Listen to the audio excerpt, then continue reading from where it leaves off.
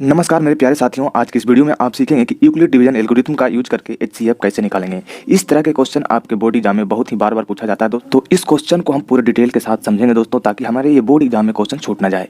तो देखिएगा इसको हम कैसे सोल्व करेंगे। यूक्लिड डिवीजन एल्गोरिथम का प्रयोग करके हमें एचसीएफ निकालना है दोस्तों, यानी कि यूक्लिड विभाजन प्रमेय का।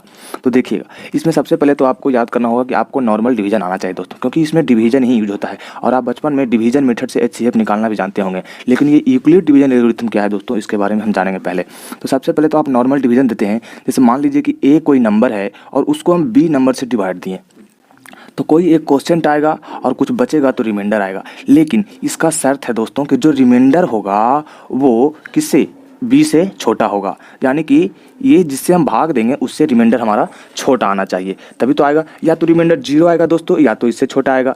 और यहाँ पे ए और बी, जो छोटा रहेगा वो बी होगा और वो बड़ा रहता है वो ए होता है। यानी कि आप जानते हैं कि dividend is equal to divisor into quotient plus remainder. देखिए, डिविडेंड इज इक्वल टू, ये है डिविडेंड, डिविडेंड मतलब भाज्य, हिंदी में आप कह सकते हैं भाज्य।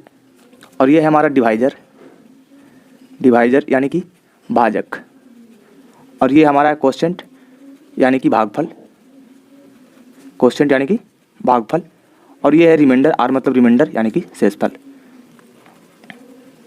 रिमाइंडर यानी कि शेषफल। दोस्तों आप तो जानते ही हैं कि जब डिविडेंड को हम डिवाइजर से भाग दिए हैं तो क्वोशिएंट हमारा कुछ आया है और साथ ही रिमाइंडर आया है। लेकिन रिमाइंडर या तो 0 होगा या तो इस नंबर से छोटा होगा, ठीक है, यानी कि डिवाइजर से छोटा होगा। तो हम इसको लिख सकते हैं dividend is equal to divisor into quotient plus remainder. इस तरीके से लिख सकते हैं। बचपन में आप खूब सीखे होंगे इस पर भाग गुना करना। जैसे देखिए, इसको लिखेंगे हिंदी में, अगर आपको इसको लिखना है तो देखिए, भाज्य इज इक्वल टू भाजक गुणे भागफल प्लस शेषफल।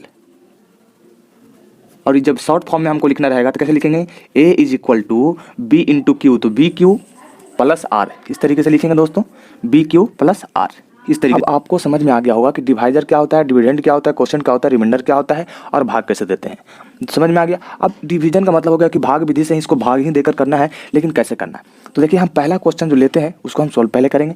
पहला क्वेश्चन में हमारा है 135 और 222। जो छोटा है उसको क्या मान लेंगे दोस्तों, जो छोटा होगा उसको हम बी मान लेंगे, यानी कि क्या, डिवाइजर, बी मान लेंगे डिवाइजर। तो डिवाइजर हमारा कितना हो जाएगा, 135 हो जाएगा दोस्तों। और जो बड़ा है उसको हम ए मान लेंगे, यानी कि क्या, डिविडेंड, डिविडेंड ये कितना हो जाएगा, 225।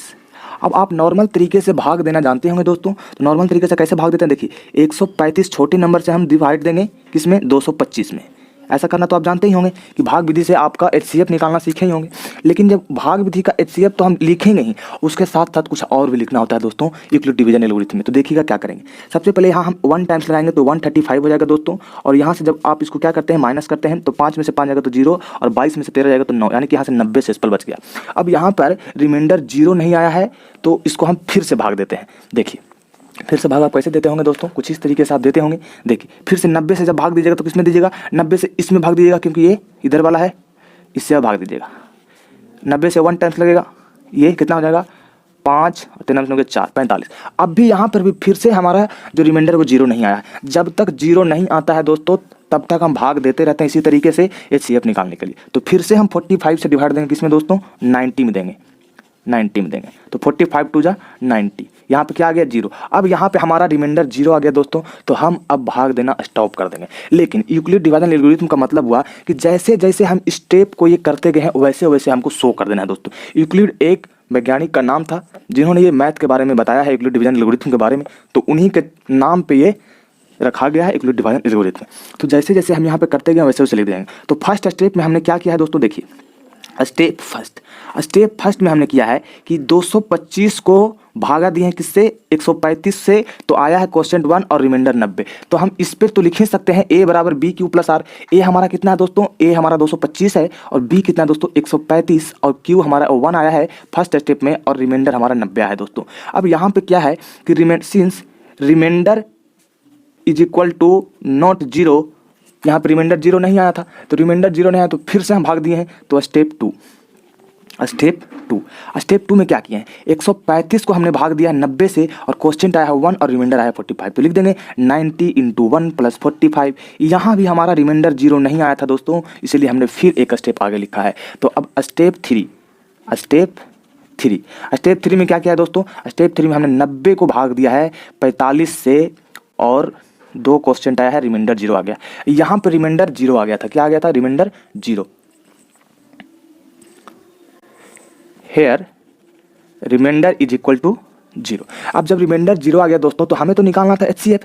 तो HCF कितना आएगा दोस्तों, तो जो लास्ट में जो डिवाइजर होगा, 0 रिमाइंडर आया, उसमें जो डिवाइजर होगा वो हमारा आंसर हो जाएगा दोस्तों। अब यहाँ पे इसमें डिवाइजर कौन है, इसमें डिवाइजर 45 है, यहाँ पे 45 है, तो यहाँ से हमारा आंसर हो जाएगा कि HCF इज इक्वल टू 45। इसलिए HCF is equal to 45 answer. आपको इस तरीके से सोल्व करना होगा यूक्लिड विभाजन एल्गोरिथम का प्रयोग करके, तब आपको फुल मार्क्स मिल जाएगा। अब दोस्तों अगर आप मेरे चैनल पर नए हैं या पहली बार वीडियो देख रहे हैं तो इस चैनल को सब्सक्राइब और बेल आइकन को प्रेस कर लीजिएगा, ताकि जैसे हमको नया वीडियो अपलोड करें तो सबसे पहले आपको मिलेगा दोस्तों। और अभी तक आप वीडियो लाइक नहीं किए तो वीडियो को लाइक जरूर कीजिए और अपने दोस्तों को पास शेयर कीजिए। दोस्तों हम एक सीरीज चला रहे हैं जिसमें क्लास 10th वालों के बोर्ड एग्जाम के लिए सारे इंपॉर्टेंट क्वेश्चंस को हम आपको रिवाइज करा रहे हैं, यानी कि बता रहे हैं फिर से। तो आप उसको क्या कीजिए, अपने दोस्तों को पास शेयर कीजिए जो इस बार एग्जाम देंगे, या और उन लोगों के पास भी आप शेयर कीजिए जो इस बार क्लास 10th में जाने वाले हैं, क्योंकि हम इस सीरीज को खत्म करने के बाद क्लास 10th के लिए पूरा NCERT सोल्यूशन करवाने वाले हैं। साथ ही उसके सारे जो कंसेप्ट होंगे हम इसी तरीके से बताते चलेंगे दोस्तों। तो आप अब क्या कीजिए कि क्वेश्चन नंबर 2 और क्वेश्चन नंबर 3 को सोल्व करके आप हमारे कमेंट बॉक्स में इसका जवाब दीजिए दोस्तों। चलिए मिलते हैं नेक्स्ट वीडियो में।